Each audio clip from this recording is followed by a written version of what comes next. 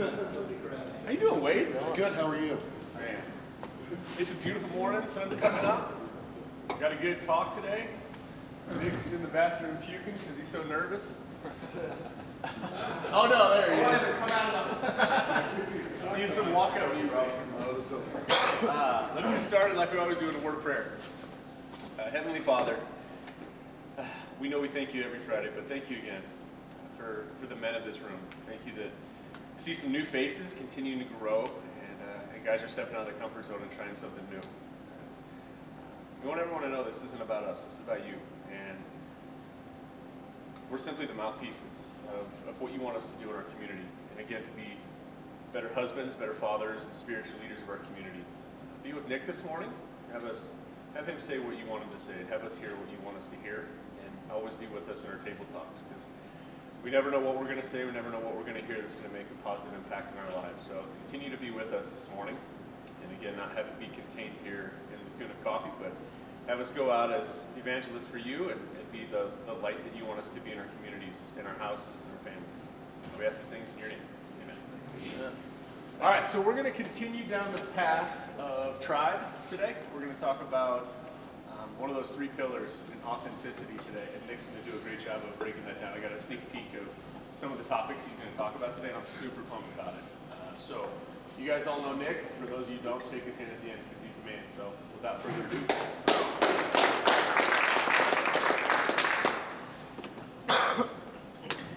All right, so for those over here the last couple of weeks, one of the things that we started talking about, and one of the things that JD and Joe spoke to is this idea of tribe. And this book that we've all read, the three of us that have talked are kind of talking about this, and it kind of has some interesting topics within the book that we really wanted to kind of bring to light within the group. And so Joe last week talked a little bit about competence and what it means to be competent. And then today, with that wolf part, I'm going to talk a little bit about authenticity, because what the book talks about is there's kind of these three characteristics, right? These three things that as humans we need to feel that are intrinsic to kind of the makeup of who we are, right? We want to be considered competent, we want to be viewed as authentic, and then we want to feel connected. And so we felt like those three things actually we're all connected. As you look at authenticity, like last week at our table, actually, it was really neat for me. It kind of stirred in my heart some good questions that I really considered and prayed through this week as I was thinking about what I wanted to talk about and what I wanted to bring to the conversation. And so first I looked up, what is authentic? What does that mean? I thought it was really actually interesting, some of the things that it brings up. It's an undisputed origin, something that's genuine, something that's made or done in a traditional or original way, or in a way that faithfully resembles an original. And something that's based on facts, accurate or reliable. So I think some of those things are going to come up actually in the themes that we're going to talk about today. One of the things that Joe introduced that I loved last week that really got me, I think, thinking about it was this tribe flywheel, right? This idea that we can build inertia or momentum if we start to do these things and we do them. As we do them, we're going to start to gain that. What I'm saying is inertia. As we feel competent, what we talked about last week, we feel like we belong, we feel like we have value, we feel like we're a part of something, then it allows us to live more authentically as ourselves. And as we do that, right, people see us for who we are, not the mask that we're trying to wear, right? And for the true tribe that we want to belong to, that allows us then to be connected. And as we feel connected, we feel better, we feel more grounded in who we are, and so we feel more competent.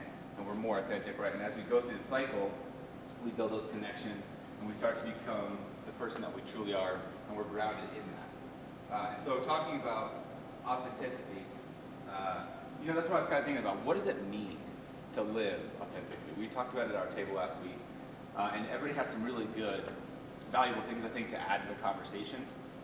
So I think it's a matter of, like, who we are, right? So that was kind of like the thing that I kept like churning on last week at the table. I said, I think it's being authentic. It's just being like who you really are, the real version of you. But I think sometimes it's hard to know what that is. I think it comes back to this idea of identity, right? Like, and what does that mean? Like, who do we say that we are? What do we value? What do we believe in? What are the things that we would say, like, I would stand up and fight for that thing. I would die on that hill, right? I believe in that so passionately that I would go to great lengths, for that thing. And values, like what do we say that we value? What would we, if we could, look within ourselves and be introspective? Would we say, this is something that I would, plant my flag on and say, this is a value that I will have forever. It's going to be durable. It's not dependent on my situation. It's not dependent on my job. It's not dependent on any of those things. This is something that I value. For myself, I would say, I value connection. I value family. I value leadership. I think leadership is important. I believe in leadership. I believe that's part of who I am and who I'm made to be.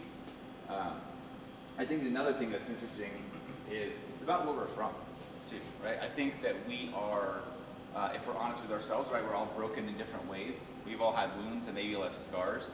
And I think those scars tell a story, because a lot of us maybe will come from similar backgrounds, or we're similar in nature, like the makeup of who we are, but we've got this unique experience. And we view the world and we kind of show ourselves to the world through that experience.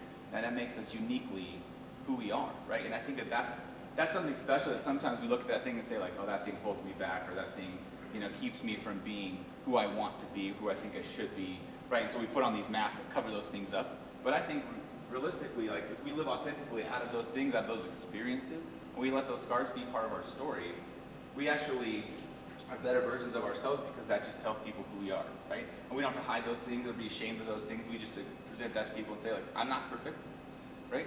There's things that we're strong in, there's things that we're good at, but there's things that we're not, and I think it's okay. And I think the last one is, for me, one that resonates with me, it's what we're made of. I think sometimes for me, I have this desire, I think if anybody's done Enneagram stuff, something we maybe would talk about in the future, it's the idea that there's these 9 personality types. And in those personality types, they're all different. None of them is better than another. But it kind of defines different personality types, and their idea is that everybody is one of those 9. All right? And one of them is a type 8. It's the challenger, or person like the protector. And I think that's the one that, as I've taken these steps, I think that I am. And one of the things that's interesting is as you start to read through that and understand, they'll kind of tell you hey, this is who you are, this is how you view life, this is how people respond to you, or how you respond to people.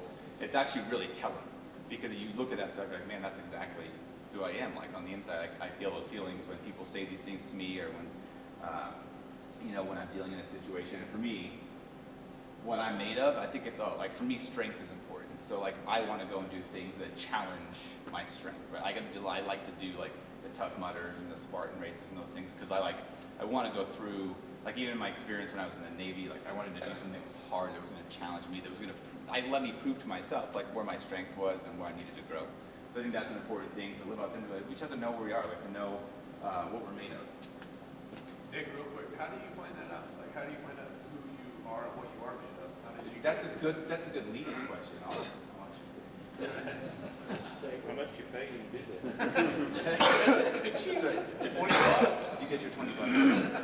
We'll play. But one of the things I think we should also know is, as we try to understand who we are, as we try to figure out our identity and go through the process of saying how do I know who I am, right? I think we're going to encounter friction, because I think we live in a world, right? And I believe that we live in a place where there are forces at work. There's good and bad, right? And when we try to establish our identity and be authentic and live out of our true selves, we're going to encounter resistance. It's going to try to stop that inertia of that flywheel of building connection, right? Because when we live in our true selves, we can have impact, right? We can do things and have influence that maybe we normally wouldn't have when we kind of live in this distracted state. And so I think our inertia slows down when we have doubt or confusion about who we are, when we think we should be somebody, because we see somebody, we compare ourselves to the world, and we see somebody that has more than we have, or has a nicer car than we have, or has a better job than we have, or has a more established family than we have, more friends. You compare yourselves to what that is, and you say, that's what I should value, that's who I should be, and we strive to be that. And all that really does is it takes away from actually who we were meant to be, and it distracts us and causes confusion. And I think this other concept, which is a strong one, that's very personal and real for me, is negative narrative. As you look at that stuff, it starts to affect that competence piece of it, right? It's I'm not enough. Because I don't have the car that guy has, I'm somehow less than him. Because I don't have the job that the other person has, somehow I'm less than them, right? And so we let ourselves get wrapped up in this negative narrative, And it's a distraction to us, and it keeps us scattered, right? It keeps us from actually focusing on the things that we should be focused on and understanding who we are and living that authentic life. But I think on the flip side, when you know who you are, you have this confidence in your identity, and we live out of this place of peace, right? We're at peace with it. Like, hey, if I can project to you, like, these are my strengths, these are my weaknesses, and I'm okay with those. I understand that's part of who I am. Talk about the scars, right? You share those experiences with somebody, and it's not something you feel like you have to hide or cover up or be ashamed of. Then I think we live in that place of peace and strength. You can live out of the stuff that you are good at, where you are competent, right? And I think one of the things that's interesting to me is you look at nature, right? You look at just about any scenario in the animal kingdom or otherwise, and nothing questions its purpose like humans do. Like you don't see a lion out there that's looking at, a giraffe and be like, man, if I could reach up in those trees and eat those leaves, I would have a ride, right? And then the eagle doesn't look at some ground like a lion or any other animal and say, man, I wish I could run on 4 legs and hunt zebras, right? It just is what it is. It doesn't question its purpose, and when it lives within the way it was designed, it's a beautiful thing. When you look at anything that's doing what it was designed to do, a soaring eagle or a dolphin or some kind of water animal that's like swimming, gracefully through the water. And I think you realize, like, when you live and operate within the design of who you are, that's authentic, right? That is exactly what God wants for our lives, and that's why I think when you look at nature, that's an example to us, I think, that helps us understand that, hey, if we are or live as we're supposed to live, it works, right? And one of the quotes that I found that I really love, one of the scriptures is, if anyone thinks they are something that when they are not, they deceive themselves. Each one should test their own actions. Then they can take pride in themselves alone without comparing themselves to others. But I think sometimes when we feel inadequate, and we feel what we often will also do is like find those people that are less than us, and we feel better about ourselves because, hey, I do have more than this guy. Maybe I don't have that car, but I have this car, and this car is better than that guy's car. Right? And I think that doesn't do good things for us either. And I heard a pastor one time talk about that, and he said, don't compare yourself to anybody, because either you'll feel inferior or you'll feel superior, and neither one of those things is good. Just live in your lane, right? Live in your lane and be who you are, and I think you can accomplish a lot of things there. But I think the real thing that I wanted to make sure that I communicated today, that I feel like is so important for us to understand, is when we think about who we are in our identity, we have to remember like the most important thing. And that is that we were made in God's image, right? When He made us in His image. No other thing on this earth exists or was created in that same way. And so I think that's an important thing to remember, because sometimes when I feel inadequate, or sometimes when I don't feel like I'm living my authentic self, I don't remember who I am, right? I have to remember that I'm made by design. Like, I was designed by God. And because of that, I'm intentional. And everything about me is intentional. There's nothing about me that's by accident. There's nothing about me that was a mistake, because I was created. And I think if you really process that, think about that, it actually can be really powerful, because some of the things that you would say in your life, like, man, I wish I was, a better tennis player. I wish I could challenge JD, but I can't. I never will, right? Or at golf, right? There's things that like I've come to like realize in my own personal life. There's certain like sports. Then when I was growing up, I'm like, man, if I could be good at basketball, like all my buddies, I'd like really like probably belong there, and they would think I was better, and they would approve of who I was. But sometimes you're like, and my own son has that same struggle today, and I see within him the same things that I saw within myself, and that's hard as a dad.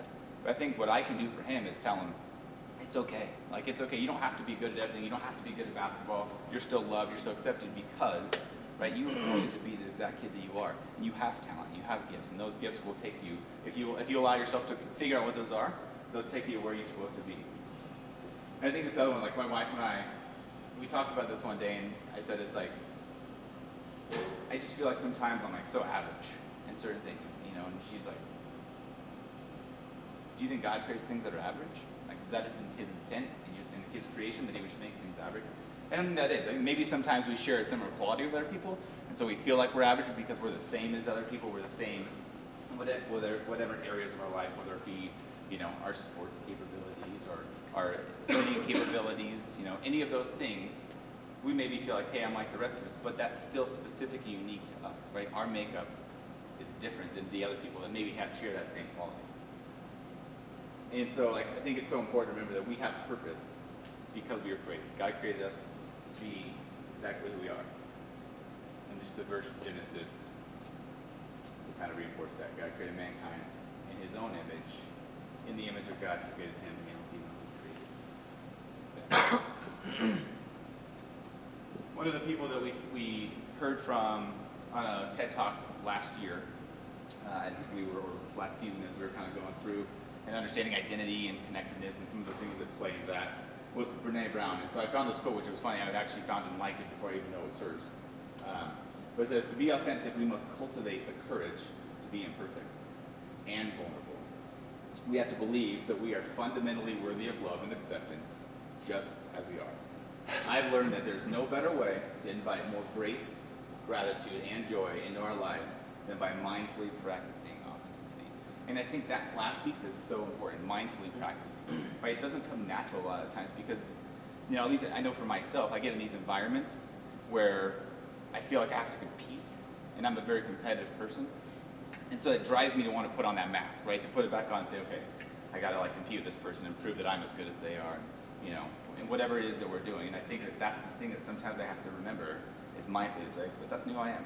I can let them be better than me. That's okay. Doesn't mean I'm less. Doesn't mean I have to change who I am to be just like the person that I think I should be. So I think the thing that's interesting is coming back to your question, Dave, is how do we shift that momentum? Like a lot of things we know already. It's like we know, hey, if I can figure out who I am, I'm just going to live a better life. I'm going to be, more intentional in my actions. And so I thought about a couple of things that I've done and that I encourage you guys to do. Number one is to make space and be quiet and still, because I think there's so much noise, especially in how we live life now. If you allow yourself, right, there's these infinity pools that I've heard people call, like if you get on your phone, you could search Instagram or Facebook or LinkedIn or any of those things forever and get new content if you really want to, right? It'll just keep feeding. It'll keep feeding. And so I think it's good to separate ourselves from that stuff. Find a place for myself that's out in nature. I love to go get a little bit of a hike in and find a spot that's quiet, maybe that's near water, and that kind of helps me clear my mind, settle my thoughts, and actually start to get real with myself on what, on the conversations that I want to have. And I think you have to ask yourself the hard questions, because sometimes I think we have like a canned response that you tell somebody who you are or what you're about. But I think if you actually sit there, you pray through it, ask yourself who you are, what you're about, right? What do you value truly within your life? And I think it's important to write it down, because you can have a really positive experience like that and you walk away from it and life overwhelms you again. And it's hard to remember the things that you wanted to do differently or you wanted to change about your situation or your identity. And look for evidence, because I think sometimes that's the hardest part is when we say, you know what, I would say I absolutely value my family. And is there evidence in this last week, in this last month, that that's true? Because I think more often than not, there is no evidence, or there's just a little bit, right? And if I don't like what that feels like or how I think through, hey, if I say I value my wife and my marriage above all these other things, then how am I letting those things impact my day at a level that when I walk in the door, I don't even give her a kiss and say hello. It's just like we pass, right? We come in and kind of go right into our routine of taking care of the kids and making dinner and all these things, right? If I don't see the evidence, I have to make changes, right? I have to figure out a way to then say, this is how I'm doing it now, and this is how I want to do it. So it's hard, right? It's hard to shift our momentum, because in the same way that as we build inertia and momentum in this flywheel to be authentic and be connected and feel competent, in the same way, if you're already putting that effort in somewhere else, you have to slow that thing down first before you can change it. Because I don't know if you ever in high school, right, do that idea of you hold on to a bicycle wheel and they try to teach you about what actual inertia is and how that kind of works, right? And you hold this bicycle tire and somebody spins it and they say, just turn it like this. And it's so hard to turn it because it's going against that rotational motion, that natural motion that just wants to keep going, right? It's the same reason that riding a bike, I don't understand how that works. Once you get going that direction, it just kind of keeps you going in that direction. So I think that's hard in this case, because you have to change that, you have to slow it down. And the other thing I think is really important, because it's sometimes hard when we're really lost in who we are, is to ask somebody you trust. To have that person that you can say, man, am I living true to myself? Am I do this with JD a lot. We have this kind of relationship, and I appreciate it so much because I'll say something that's just a thing that I'm feeling, right? That's not true, that's not real. It's my spin, it's my negative narratives, all those things impacting my perception of what I'm experiencing. And he'll be the one that's dude, snap out of it, bro. That's not how it is. That's not how people see you. That's not how this situation is going. You're looking at it through all these things, and you got to pull those things back and recognize, that you have this gift or you have this strength, and you don't discount these things about yourself. And that last one is one of the things that Brad last week talked about in our group that I thought was really important. Stephen Covey has this idea that you have to there's this example of kind of the finite amount of time defined by this container. And he has these different rocks of different sizes, and he says, these big rocks should be the things that matter to you. These little smaller rocks are things that matter, things you have to do. And this sand and gravel is things that will just fill in if you allow it to. And if you put the sand and gravel in first, and you let things just fill in because you don't plan your priorities, and then you let the things you kind of have to do go in there, you get the thing filled up almost all the way, and you can't get the big rocks in. And so he says, you got to flip that paradigm, and you have to put your big rocks in first. Those are the things that matter to you. Those are the things that you say you value or believe in. And then you put your small stuff in that you have to do, and then you let the sand fill it in. Because just like everything else, like Facebook, like all the things that will steal our time, if we allow them to, that's the sand and that's the gravel. The things that'll just time will just drift. You'll get through the day one way or another. And if you're not intentional about how you spend your time, you won't do the things that matter. The last one is keeping score. I think it's really important for us to say, here are the things that I want to change about my life, and I'm going to be honest at the end of the week.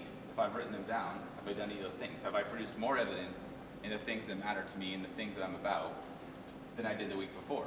Because that will build momentum too, to reinforce that we know who we are. Psalm says, search me, O God, and know my heart.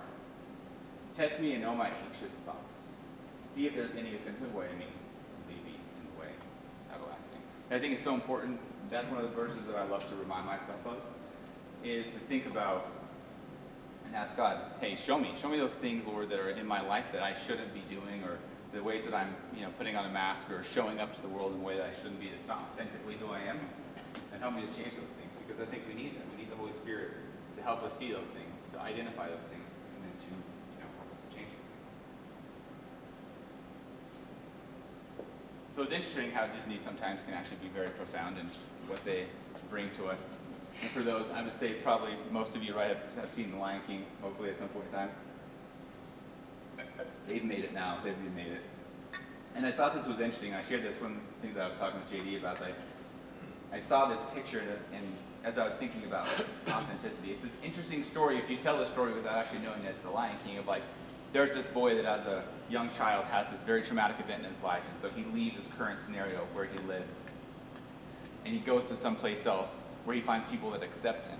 And he lives this life that's pretty carefree, that doesn't require a lot of him, and he does okay there, and he exists there, and is happy to be there. But at some point in time, he has this kind of inner feeling that maybe that's not exactly what he's supposed to be doing.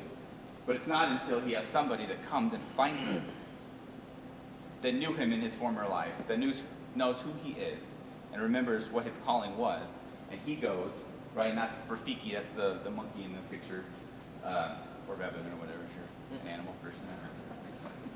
But he takes him and he says, hey, you've forgotten who you are, right? And he challenges him to go. And he brings him to this place where he looks into the water, and he says, what do you see? And he says, I just see him. Oh, he thinks he's going to see his father, who he lost when he was a child. But what does he see? He just sees himself, right? But he says, look harder.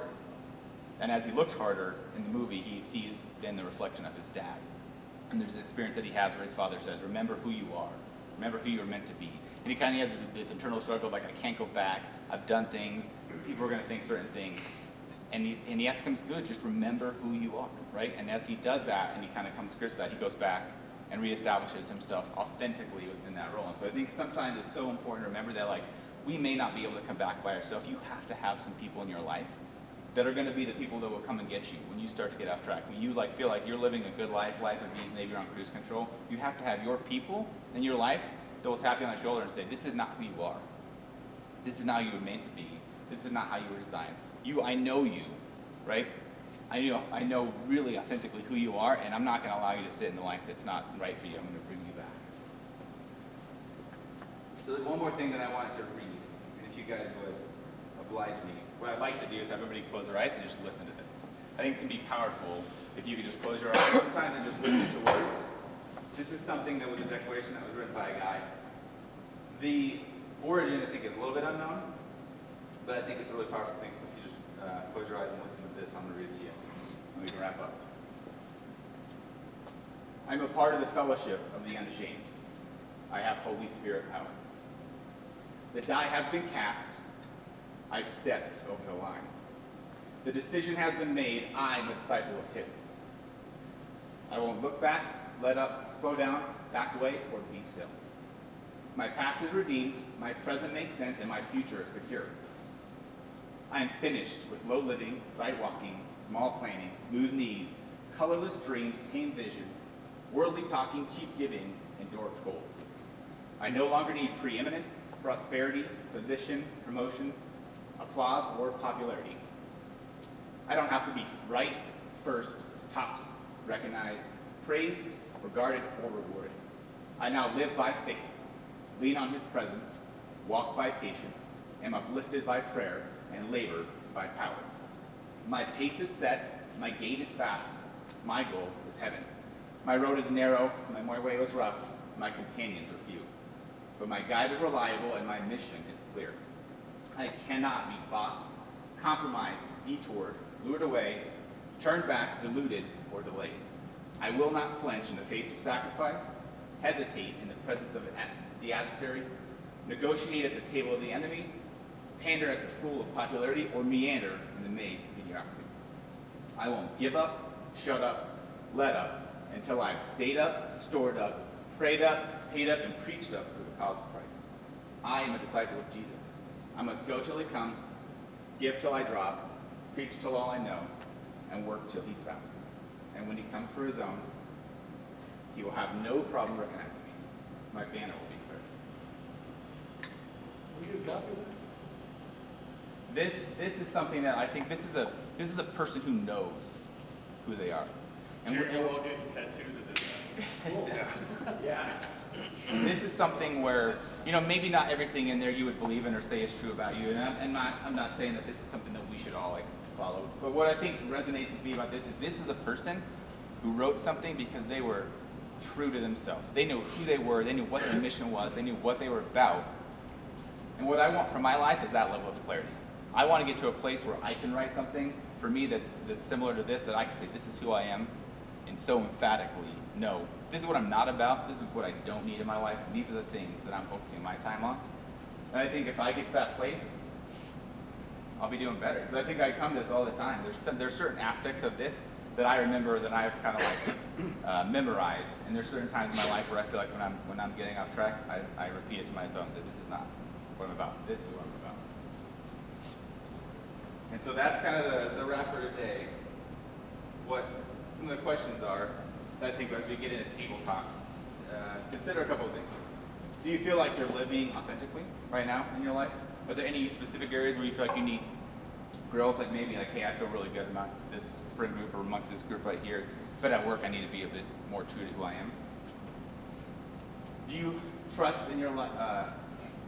Do you have someone that you should be? Do you have someone in your life that you could trust to speak truth into your identity? So who's your Rafiki? Who's the person that's going to say, like, you know what, I need you to understand, like, you're not living your true self. You're not being true to who you are. That you have somebody in your life that you trust, that you can talk to about this kind of stuff, you can have real conversation about it. And who is that? And then what are some small steps you can take this week to be more authentic in your interactions with others? That's it? That was awesome. Table talk. So you guys got 15, 20 minutes? Got some things to chew on?